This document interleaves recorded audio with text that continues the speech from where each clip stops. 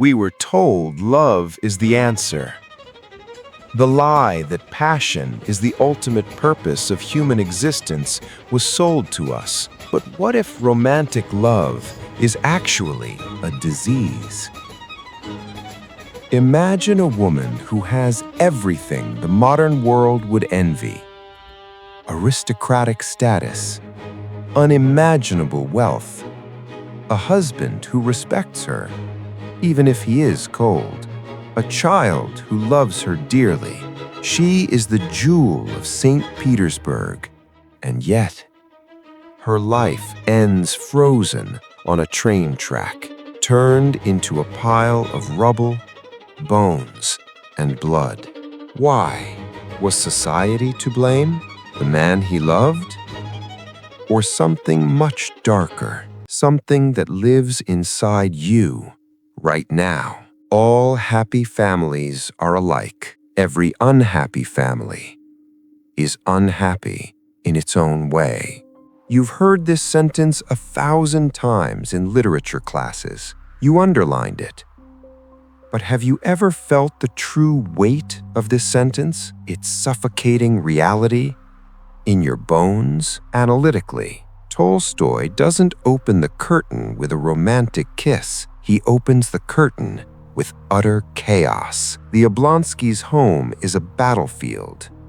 Betrayal, lies, tears, and the terrifying ordinariness of evil inside the house. Everything is about to collapse. But right in the middle of this collapse, Anna enters the stage. She is not just a woman, not just a mother, nor just a wife. She is a controlled force of nature. When she enters the ballroom, she doesn't just walk, she glides, as if defying gravity. Her black velvet dress, the pearls around her neck, she is pure vitality, suppressed life energy, squeezed into the narrow confines of social expectations. But now, let's take a closer look at the work in our museum. Much as modern people, we often confuse distress with oppression. Anna is not beaten by her husband. She is not starved. She is simply spiritually hungry for a reflection, a mirror, something to validate her existence. In 2026, we call this chronic dopamine seeking. In 1877, Tolstoy simply called it the devil. And that devil appears before her in the form of Vronsky.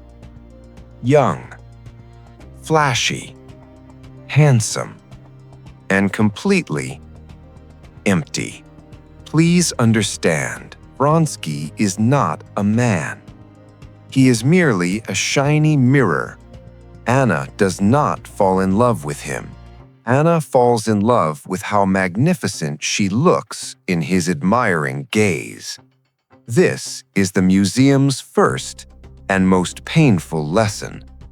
Most great love stories are actually just narcissism, disguised as fate. You don't love him. When he looks at you with that special gaze, you love the feeling of aliveness that awakens within you. You love yourself. What if that mirror shatters? What if those gazes turn elsewhere? At that moment, you too cease to exist. The real fear we face here today is this emptiness. Now, let's look at the fingerprints at the crime scene. The real mechanism that killed him: St. Petersburg society. This structure is designed to crush originality and mold the individual into a mold. It is a perfect torture machine. Please pay close attention to the nauseating hypocrisy here. Remember Anna's brother, Steva. He cheats on his wife repeatedly, without any shame. So what does society do? It smiles at him. It pats him on the back. It creates a comfort zone for him and says, he's a man. He does that. And what about Anna? The moment Anna follows her own desire, she becomes an outcast, an untouchable other. This isn't just 19th century Russia. This is your corporate office. This is your perfect Instagram feed. Tolstoy is X-raying the social gaze for us here. The moral women at court don't hate Anna because she sinned. No, they vomit their jealousy as hatred because Anna dared to do what they secretly fantasized about, but were too cowardly to do themselves. Very special and a very sharp form of cruelty, reserved for a woman who refuses to feel shame. But Anna is making a fatal, strategic mistake here. She is trying to find freedom through a man. The Daily Books community, beware. You cannot defeat a system that imprisons you with a product of that system. Vronsky is the most dazzling prize of that rotten system. He loves the idea of having rebel Anna, but he despises the social price he has to pay. The result? Anna gives up her son. She gives up her surname. She becomes a ghost in her own life, an addict suffering from an anxious attachment crisis, while waiting for Vronsky to return from the club. Anna descends into the narrow, claustrophobic hell of her own ego. Tolstoy offers us a ladder we can climb. Konstantin Levin, he is socially awkward. He constantly lives inside his own mind. He overthinks everything. A man prone to depression, so he is actually us. While Anna sees life as a consumer object and chases pleasure, Levin, on the other hand, chases the quiet meaning in life. Perhaps the most meditative scene in literary history is about to begin. The scene where Levin sets aside all his intellectual pride, goes to mow the lawn with the peasants. Please imagine that moment. Physical labor, rhythmic movement, sweat dripping from his forehead, and the real sun shining down from above. This is something modern man has forgotten in skyscrapers. With each stroke of the scythe, the noise in his mind lessens a little. He forgets his status. He forgets his intellectual anxieties, the question, who am I? And that overwhelming fear of death. In psychology, we call this flow state. Tolstoy, from centuries ago, shouts in the face of modern dopamine-addicted man, you won't find happiness at balls, on glittering screens, or in the fluctuating approval of a lover.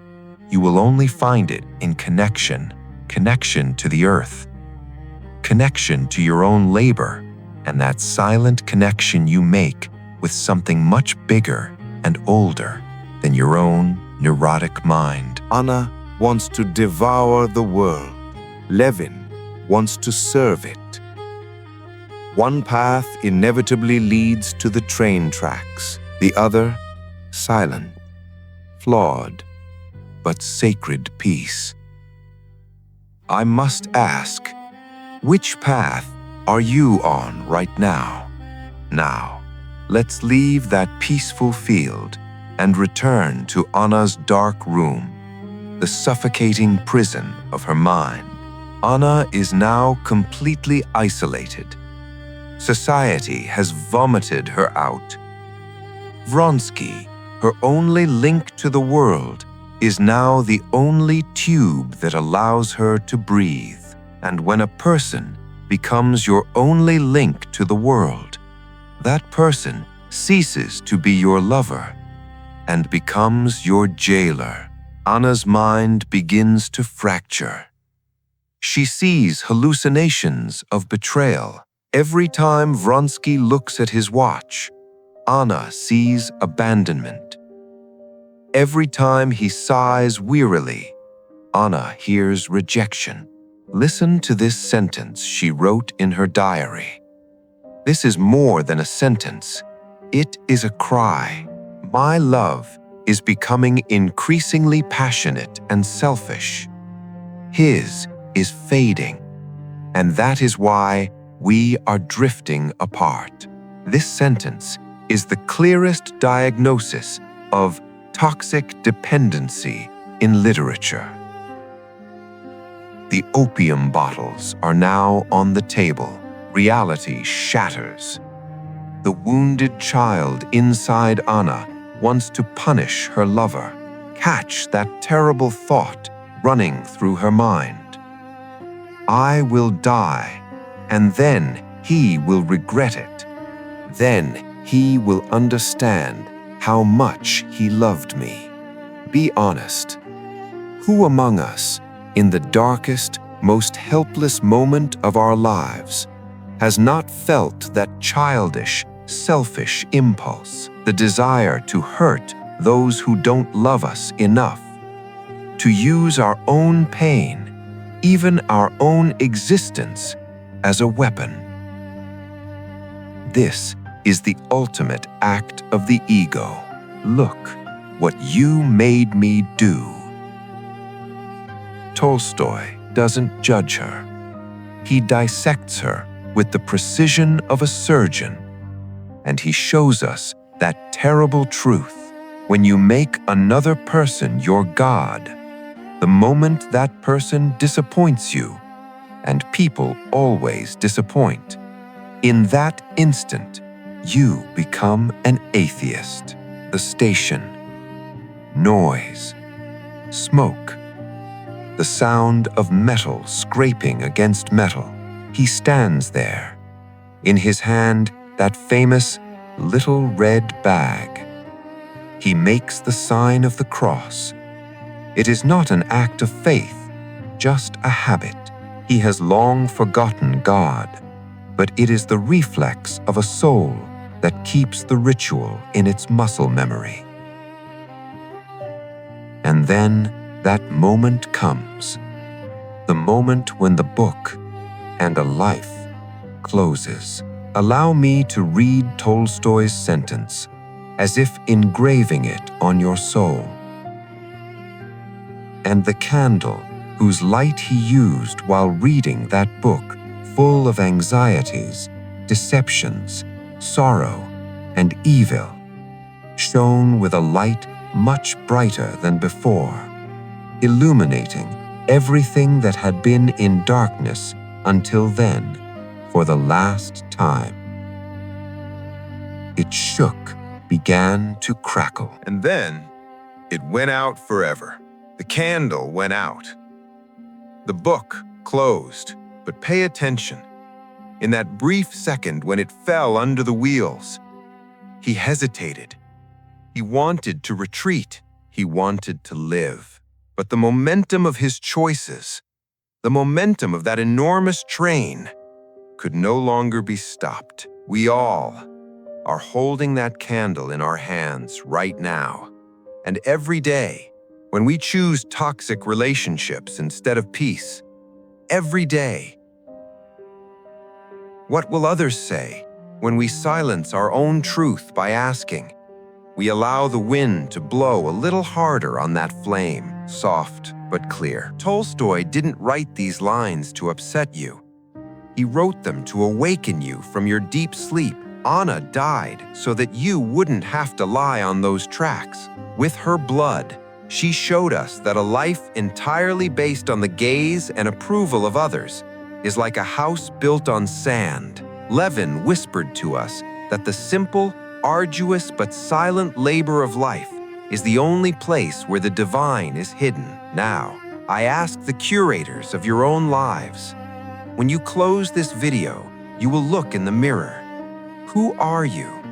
Are you a candle trembling in the wind of passion, destined to go out? Or Are you a weed stalk growing slowly and patiently in the field of truth? This is Daily Books. Here, we don't just turn the pages of books, we make sure the mirror is turned directly into your soul. If this exhibition has awakened something in those dark corners of your soul, don't just leave.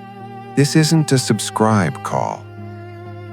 This is a call to awakening. Join us. I want you to write in the comments, "I choose the field," or "I am that candle." Let's see who you are. And remember, the train is always coming. Just make sure you're not on the tracks. Presented by Daily Books.